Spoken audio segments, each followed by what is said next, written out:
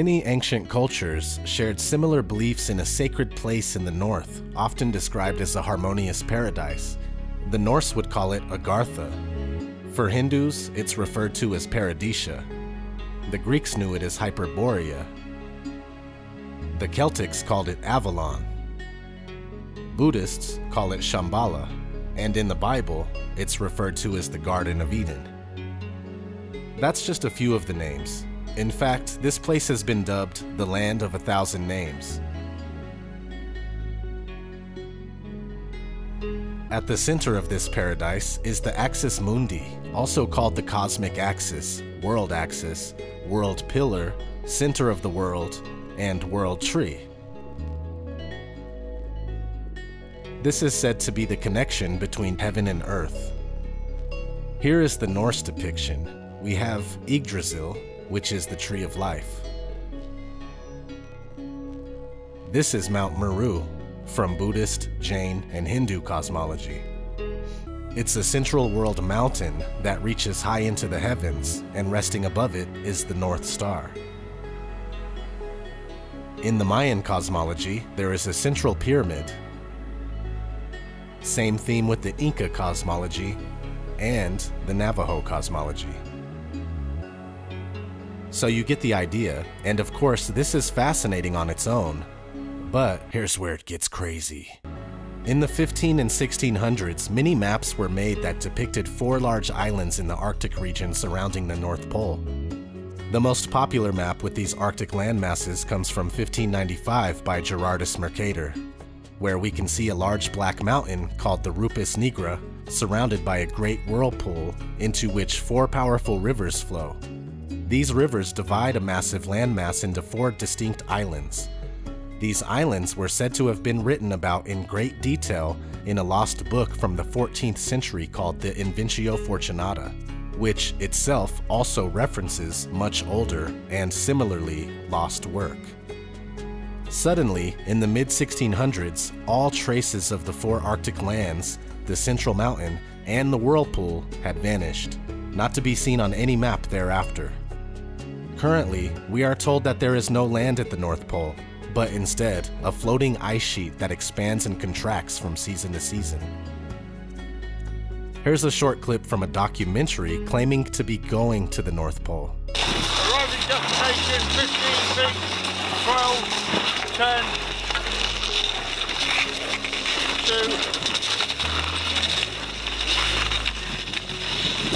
2. North Pole. Top of the world, guys. Top of the world. We'll get that in a minute, Jake. How cool is that? So what do you think? Is the real North Pole being hidden from us? Are they hiding land at the center of the Earth? Is that why we are told about Santa Claus at an early age, and it's conveniently related to the North Pole so that when we inevitably find out that Santa Claus is total BS, we also dismiss the North Pole? Not that it doesn't exist, but, you know, we just kind of forget about it along with Santa Claus. Sure feels that way. And as usual, the truth seems to show up in plain sight in Hollywood movies. I just watched the new movie The Dark Tower, based on the Dark Tower book series by Stephen King, and sure enough, it was all about the Axis Mundi. You draw with a good hand.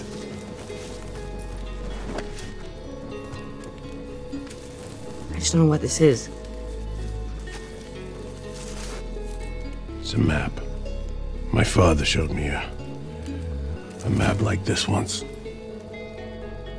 Inside the circle is your world and my world. Many others. No one knows how many. The Dark Tower stands at the center of all things.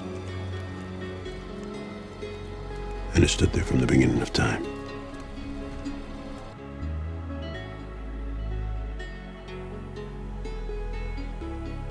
Dark Tower equals Rupus Nigra, or the Black Rock. And in the movie, a young boy goes to another dimension called Midworld, and the only reason he's able to get in is because, quote, his shine is pure. That's a prerequisite in a lot of the North Pole paradise mythology we were discussing earlier. This magical kingdom will only reveal itself to believers pure in heart, What does this mean? It means that you must shed all your past traditional beliefs and open your mind and heart to the possibilities of the invisible worlds beyond our senses of reality. The Western world has been conditioned to see first, then believe. But in the search for Shambhala, you must believe first. Just like in the movie Doctor Strange. You're talking to me about healing through belief. You're a man looking at the world through a keyhole, and you've spent your whole life trying to widen that keyhole, to see more, to know more. And now, on hearing that it can be widened in ways you can't imagine, you reject the possibility. No, I reject it because I do not believe in fairy tales about chakras or energy or the power of belief. There is no such thing as spirit. We are made of matter and nothing more. You're just another tiny, momentary speck within an indifferent universe. You think too little of yourself.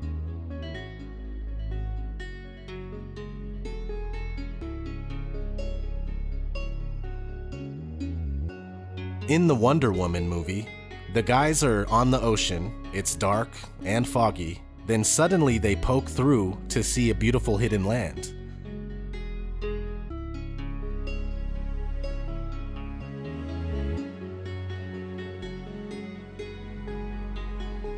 On Kong, Skull Island, there is a hidden land surrounded by a perpetual storm system.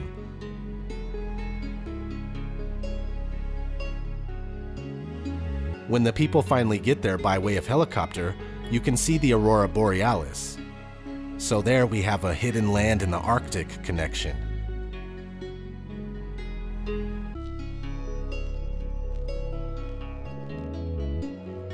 On the movie The BFG, Big Friendly Giant, there's a scene where they jump through a water gateway to a hidden land.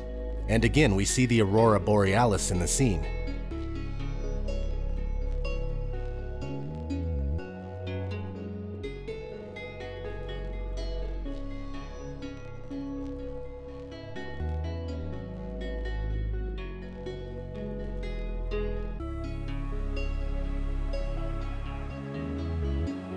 On the video game Uncharted 2, we get this cutscene.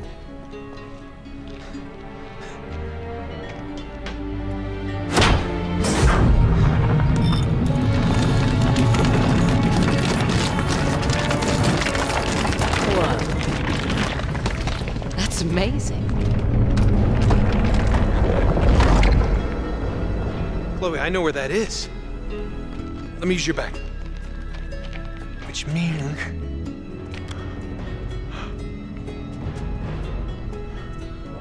the entrance to Shambhala must be right here. Here it is, Elena. The secret entrance to Shambhala.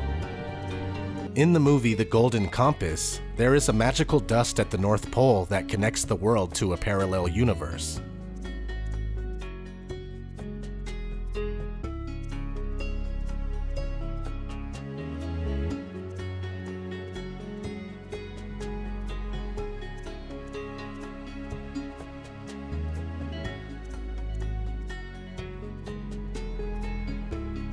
That movie, The Fountain, was a weird one. Have you ever seen that? Had some domed world, tree of life symbolism.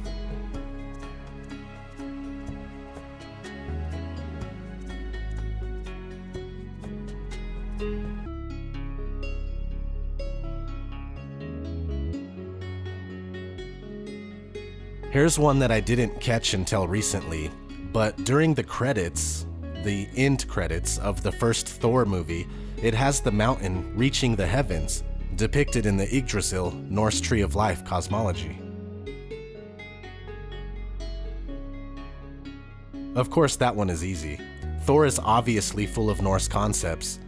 My favorite part is when they are fighting on the Bifrost Bridge, aka Rainbow Road.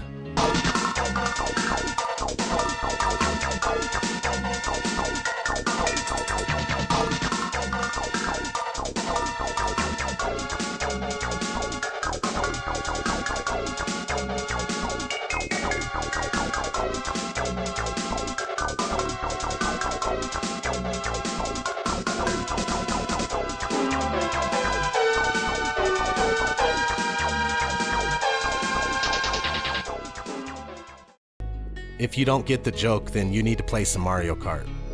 Now, this next movie is by far my favorite on this list. It's called The Children Who Chased Lost Voices, known as Journey to Agartha in the UK.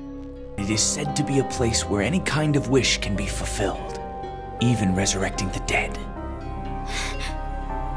Is Agartha a real place? Who knows? It could just be an old legend. It's very straightforward, where a little girl journeys to Agartha, and I highly recommend this one. The story and the animation are just perfect. Visually stunning masterpiece for sure.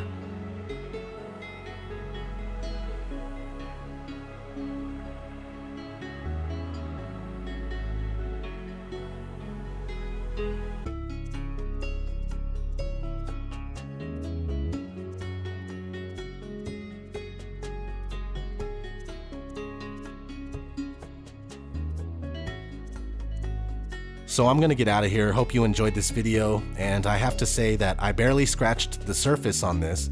A channel called Flat Earth Paradise covers this topic in great detail and inspired me to make my own video.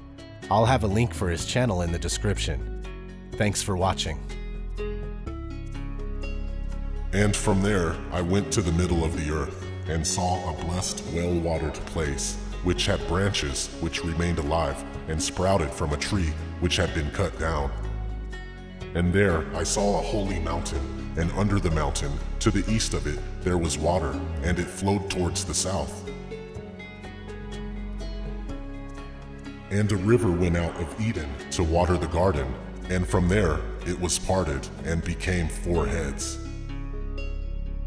Beautiful in elevation is the joy of all the earth, Mount Zion, in the far north, the city of the great king.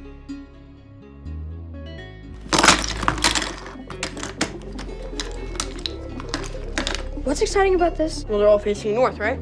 Yeah, so? The needle's naturally drawn to the Earth's magnetic North Pole. Meaning, if we follow the compasses north? They should lead us to the gate.